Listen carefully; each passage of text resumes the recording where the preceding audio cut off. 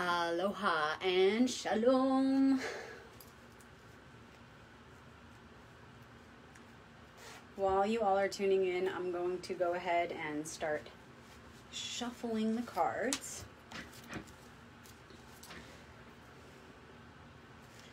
So this is the full moon activation. It actually has nothing to do with the moon itself. The moon is used as a measurement of time to mark the 4 quarters every month. The light of the moon reflects the light of the sun, reflects the light of the one, back of and inside of all things. So it doesn't really matter whether you worship the moon or you think it's fake. It's simply used as a measurement of time. It's good to see you all tuning in. These activations have been going on for a few years now, every single week. And we have not ever missed one activation yet. There have been a couple of close calls, but so far the magic just wants to unfold, doesn't want to stop. So it's been every single week. I mean, wherever I've been, I just drop what I'm doing and I do these activations. And I'm so glad that I've kept it up because I've met so many amazing people through this community that's built around these activations. So good to see you guys. So go ahead and let us know where you're tuning in from. Where in the world are you? What are the dots on the grid that we are connecting tonight? If you have a favorite light worker group, meditation group, awareness, self-realization, awakening, ancient symbolism, any groups like this that you think people would appreciate this activation, why don't you go ahead and share it now so that we can get people tuned into this live activation to really open up the portal. And hey, if you're watching this recording later, it's still in the perfect time because nothing is out of divine order. So go ahead and share this before we begin with anybody that you think could help activate this portal further. Who do you know that's already awakened or that is awakening or that could be inspired by this portal? Share it. So the full moon activation is always about what is the full picture? What is the deal? What did we really dive into this month and we're ready to see the fullness of what we've been going through in hindsight now, okay? It's like we're kind of rising above everything we've been going through and we're going, I see now, okay, all the pieces to the puzzle are here. Here's the full picture. That's what the full moon activation is all about. Hi, everybody. Let us know where in the world you're tuning in from in the comments. I'm just weaving you all into the deck. So whatever you've been carrying today, all week, all month, maybe for many months, maybe for lifetimes, just ask it to take a seat for this activation, just for this activation. And then if you feel like you want to welcome those thoughts or feelings back in after the activation, then go ahead. But for now, let's just open up the space. There's a space that already exists, that is infinite. And it's the timeless space of the heart. That's where I want to meet you, right here, right now. In that space, we are one. And that is the largest space. It's infinite, infinitely expansive. It's the largest space we can tune into right now to ensure that we open up to receive as much as we possibly can. Right here, right now. We are receptive. We are ready. We are open. We are willing to put our stuff aside to create a space to be the vessel for divine transmission to come through. Each one of you tuning in wherever you are in the world is helping us to open up the space further to receive more and more magic. So thank you in advance. Thank all of you. And thank you, archetypes, angels of the universal mind, angels of light, who are going to offer us insight so that we can be guided through this part of our collective monthly cycle so that we can move through this part with the most grace and the most ease and without crisis. The answers are already within, and what we're going to see here will be highlighting the most important things that need to be looked at. Okay, it's almost like we're pulling the answers out of us and we're putting it on the table, all the cards out on the table. And those cards will show us where we need to focus our awareness, individually and collectively. Getting rid of all the extraneous thoughts and details that are not going to serve us to move in the most efficient, graceful, and magical way here now at this point in our process. All right, so go ahead and connect to the deck however you know how. It's all about imagination. It's all mind. The first principle of Hermetics is the principle of mentality. So you can call it woo-woo, but in that moment that you're so busy making fun of it, you're simply giving up your power and instead of being present and just connecting. So connect however you know how, however feels right to you. You can send a thread of light from your inner eye to the deck, from your heart to the deck. You can imagine that you're here right now. You can imagine that all of us are holding hands across the world. Boom.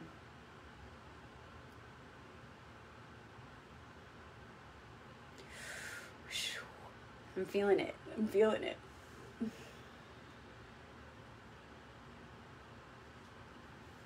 All right. So, what's the trophy we're taking away this month? What's the thing that's coming to a level of completion right now? That when we see this, we're going to say, ah, yes, this is the thing that we've worked so hard on this entire cycle.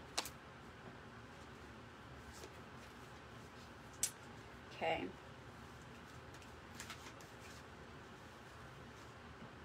And what's the current challenge and gift? The thing that we need to know is being presented to us right now as a challenge, which when we face it with awareness and with loving awareness, we can shift it into the gift instead of the challenge. Okay.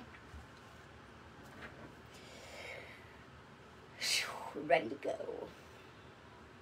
This month, we have been focused on, woo, baby! And we start off with the Major Arcanum card.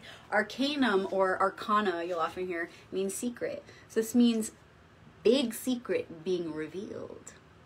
This is number 7 of the entire deck. So you know you have the 7s in the elemental suits, but this is the 7 of the Major Arcanum.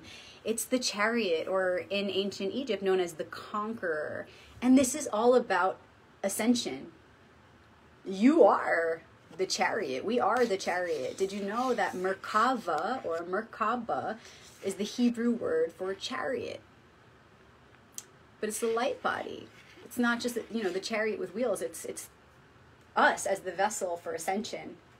So this is very much in alignment with the Hebrew and Egyptian end of the year, because in the Hebrew and Egyptian calendars, the lunisolar calendar, we just started the final month of the year, and next month will be the begin again. So it makes sense that at this time of the end, where we're then going to begin again, we would be having this rapid transformation. Letting go of things that maybe have been hard to let go of for a long time. Because we know it's what we need to do. Even if we don't know on a conscious level, subconsciously we've been feeling that pressure, the heat is on, because in order to align with this new beginning that is inevitable, because it's reflected in all of nature. Yes, the lunisolar calendar is so magical. Check it out. Very different from our Gregorian calendar. In order for us to reach that alignment with the inevitable new beginning that's coming next month, we're feeling that in every cell of our being, in every part of our being, interdimensionally, right? Mentally, emotionally, physically, we're feeling a need to do whatever we need to do to catch up with this end and begin again.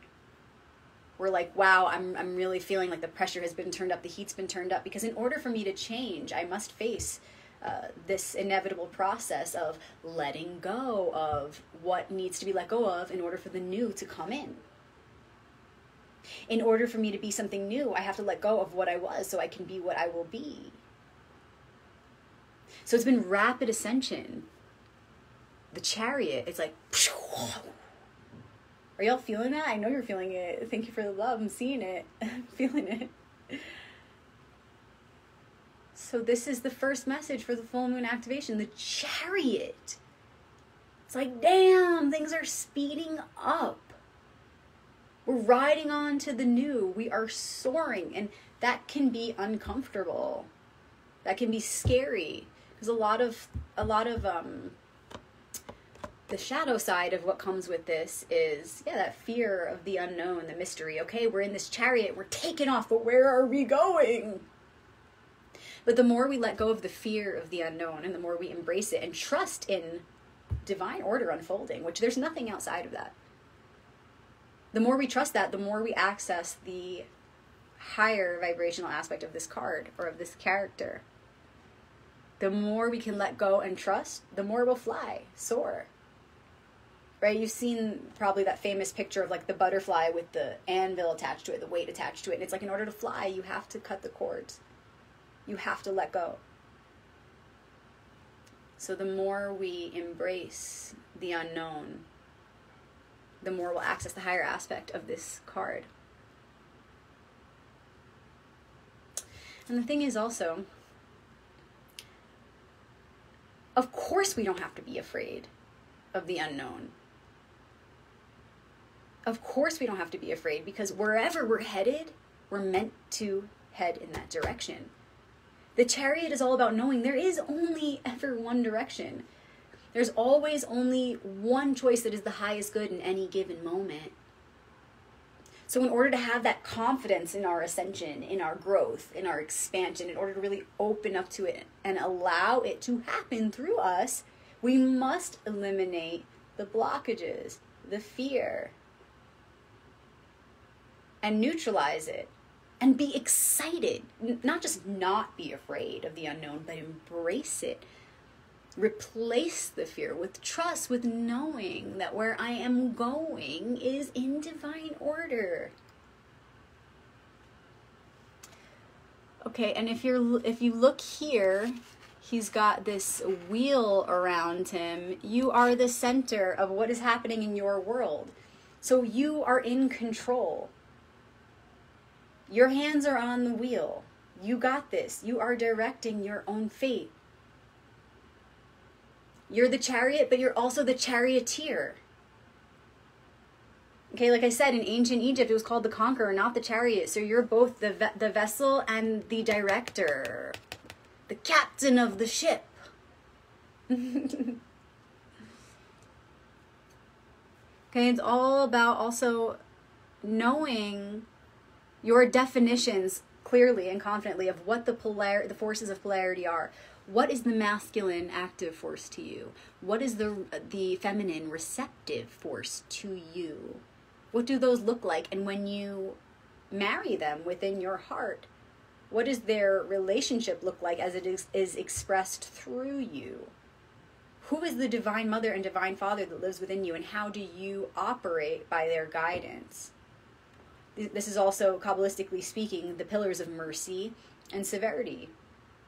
How do you balance those two as you move on your journey of ascension?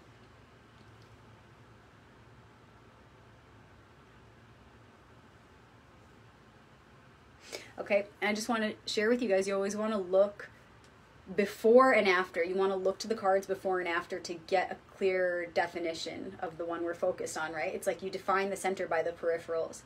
Because it's a sequential story, the tarot. So let's look at 6 first. What comes before this? The Lovers, which in ancient times was known as the 2 paths. That's the fork in the road, or a time of an important decision to make.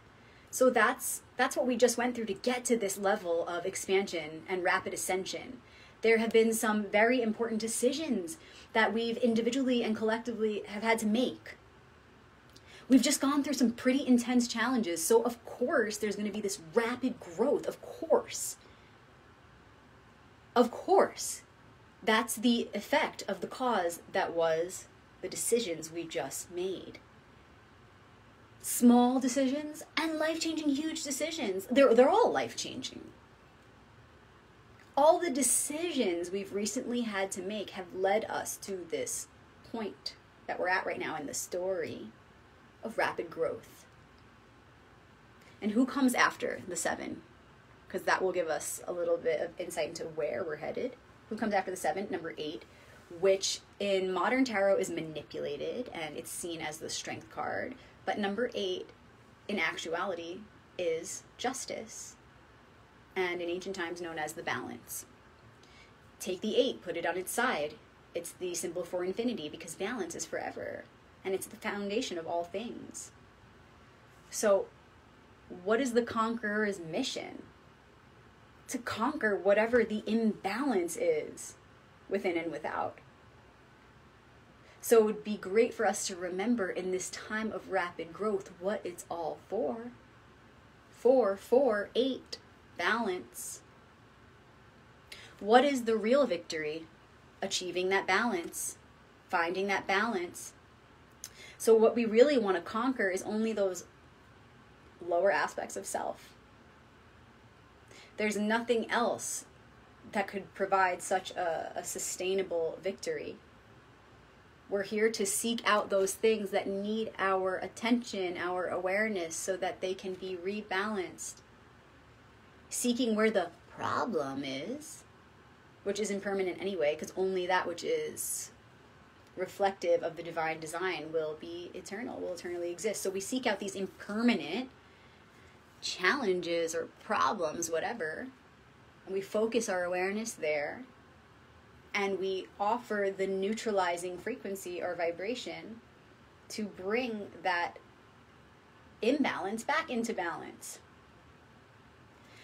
So right now, to sum this up, where we are at is rapid ascension due to all the decisions we've had to make quickly, so recently, so much going on in our world. Oh my gosh, yeah, it's a time of deciding what our real values are, you know, where we see our future going, what our intentions are for the future. All this deciding, all these decisions we've made have brought us to this rapid growth. And all we need to do is remember what this growth is for, what this victory is really about finding balance within and reflecting that without. You are the Merkaba. Okay. What's the current challenge? Okay, the cycle is not over yet. People think, oh, the full moon, so like it's over now. No. No. Again, the full moon, it's not just about the moon. The light of the moon reflects the light of the sun, reflects the light of the one. So the full moon is just showing us what's happening in all of nature right now, which is a full illumination of what's really going on here, in here, out there, out there. Okay, so this full moon is not the end of the cycle. We still have the final quarter next week. The full moon is just about receiving the picture, the full picture, under the full light. Seeing the whole picture. Then we have to integrate. So that's coming next. So we still have the rest of the cycle, right? So let's see what our challenge is for the rest of the cycle. Something that we're already facing, but will continue to come at us for the rest of the cycle. This is why I do these readings live, because I can't make this up. I cannot make this up. I cannot make this up. So another major arcanum card. You guys, out of this entire deck, the 2 cards we pulled for activation are major arcanum cards, which again means major secrets being revealed. Big revelations, powerful revelations.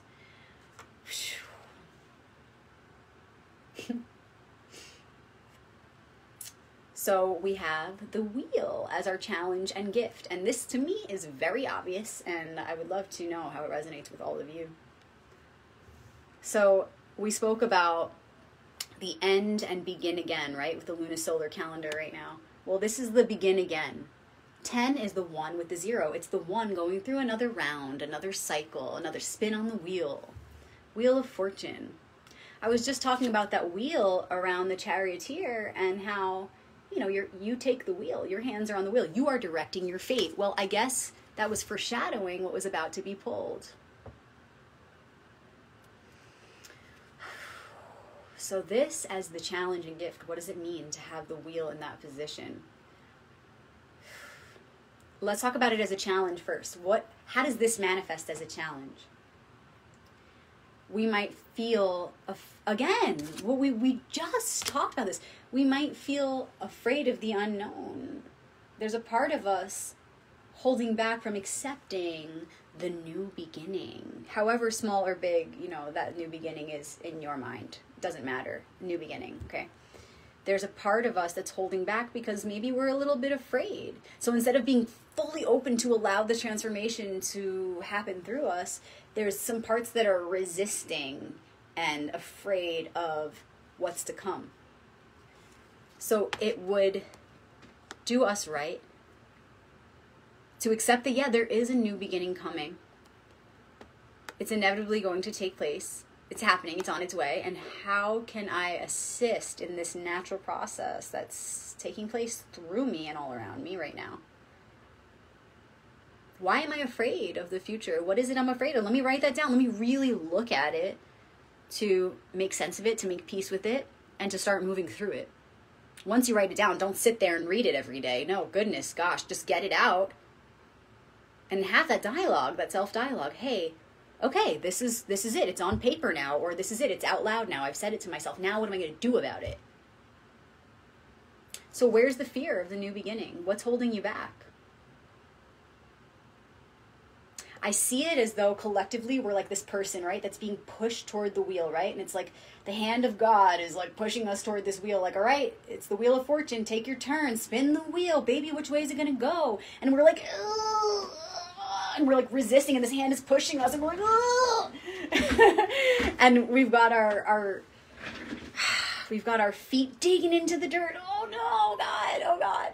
And really the discomfort and the fear is self-created. Our pain is self-inflicted. Because if we could just open up, we'd find that we could steer the wheel in the direction that we all along have wanted it to go.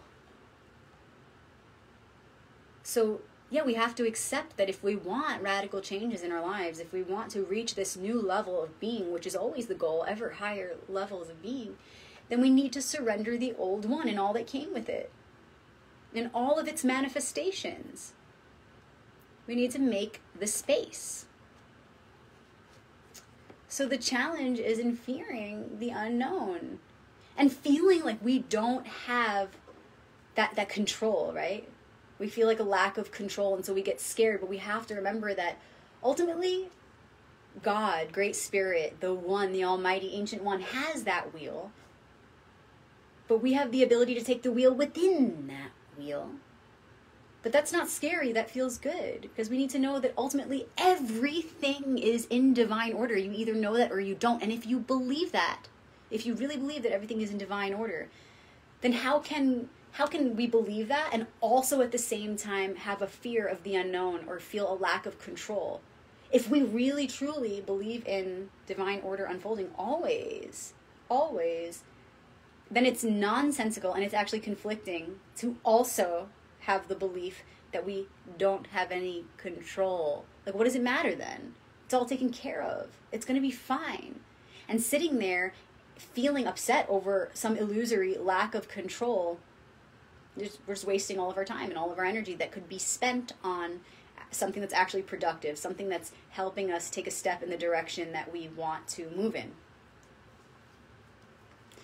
So really ask yourself, if you feel scared, like, oh my God, I don't know where I'm headed, and I feel like I don't have control, and I don't know what direction, bring it back to center. See that center point? That's you in the center of the wheel. Bring it back there and say, nothing's out of divine order. Where we're headed is where we're meant to go. And I'm going to envision my highest. And you know what? I'm going to take a tip from the ancient ones, the wise ones, and I'm going to look to the cycles of nature and the seasons, and I'm going to look to the stars and all that's predictable in that. And I'm going to rely on that because those are my truly reliable sources to count on for me to align myself with so that I can predict what's going to happen, right? Because when you work with those alignments, when you look to the seasons and cycles of nature and you align with that, and for example, let's say you have a project and you see an optimal time due to the cycles of nature to launch that project, well, then you're ensuring your success. That's a big theme of the wheel, is about aligning yourself with nature, knowing when not to be hasty. Don't be hasty, okay? If it's not the proper time, if you look around you look to nature and you see that nature is not in support of launching a project, then don't. Then be patient.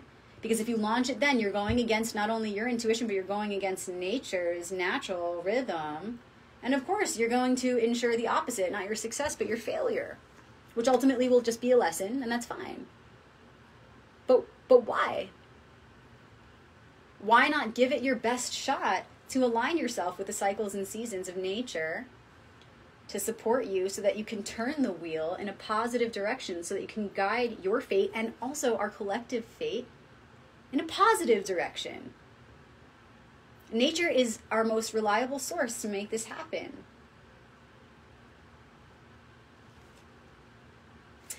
Another thing I wanted to share with you guys is if you look at these 4 creatures here, 4 beings, they're representing the 4 fixed signs of the zodiac, which are kind of like the corners that represent the structure of the entire wheel.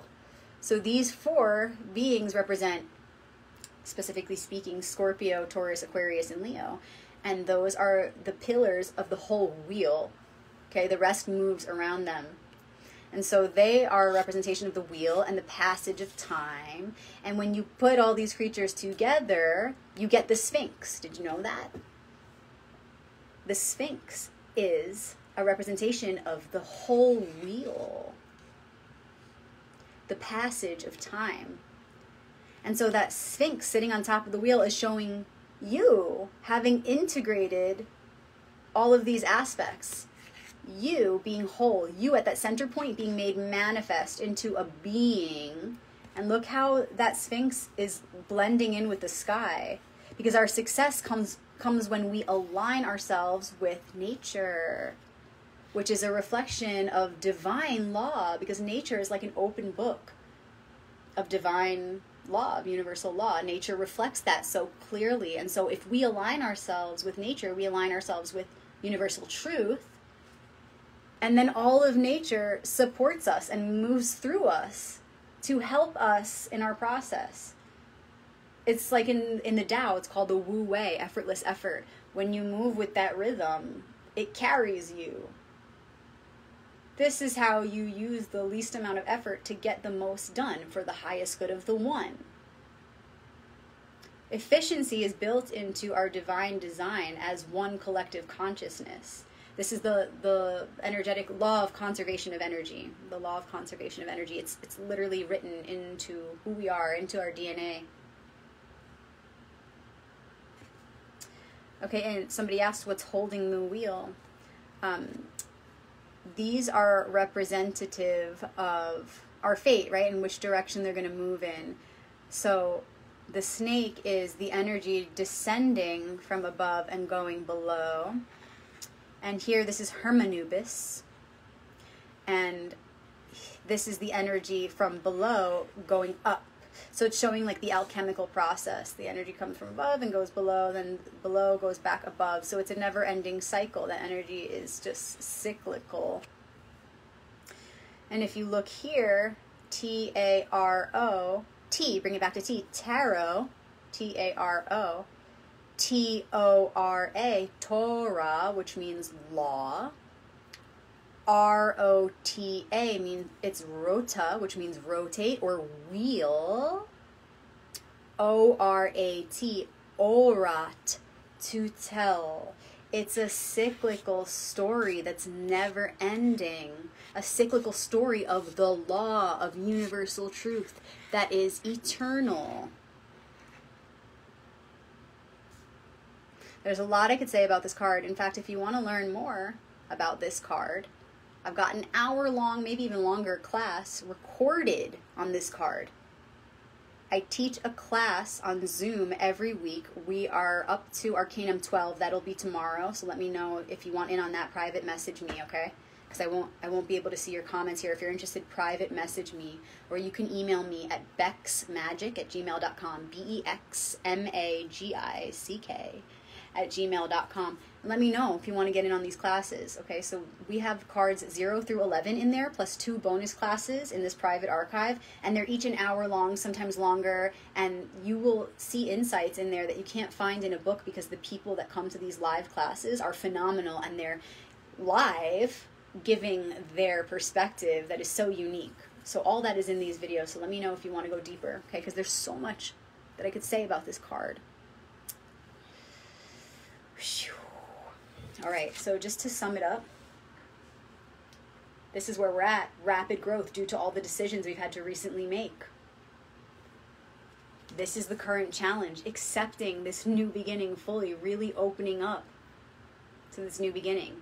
And of course, the gift when we do that looks like grace and ease as we glide into this whole new beginning.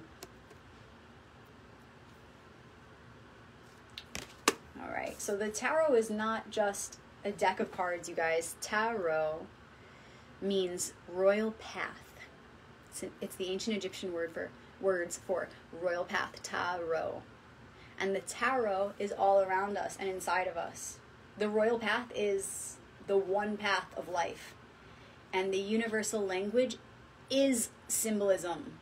It always was, it is, and it always will be. So if you want to understand how these cards, these concepts, these archetypes, these characters live within your heart and within your mind,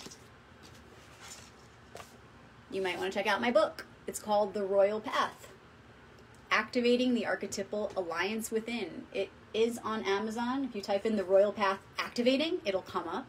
If you want a copy directly from me to you, please reach out, private message me. This is my passion, you guys, to show the world, or at least those who want to see it, how the universal language is symbolism. And the tarot is not just a deck of cards, not at all. In fact, there are, so many different systems other than the tarot to learn this, and one of them is also the Hebrew alphabet. It's also the Egyptian alphabet. There's also runes. It's about symbolism, you guys, occult symbolism. It's everywhere. It's everything. So that's my mission, is to bring awareness to that. Thank you guys for activating this portal with me today. So awesome. We have a private group on Facebook called The Royal Path. If you want to join that, we'd be happy to hear your insights there on archetypal awareness and activation. I also have a group called Shabbat Crew, and that's more where I share Jewish mysticism and Kabbalistic concepts. Mainly on Shabbat every Friday night, talk about the Torah portion for the week and its mystical insights. So that's called Shabbat Crew. So go ahead and join if you feel called.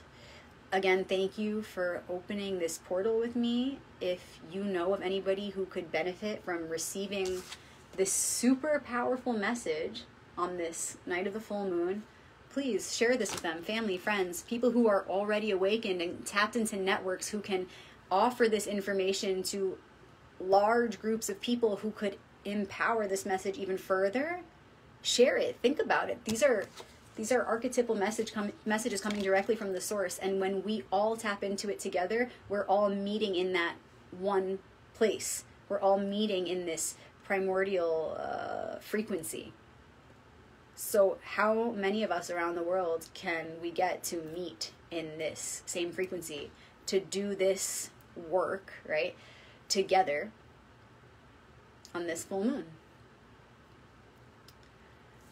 Okay, you guys, the recording is going to go up on my YouTube channel, as always. For those of you who are new to that, it's youtube.com/RebeccaMagic, just like my name here with the CK.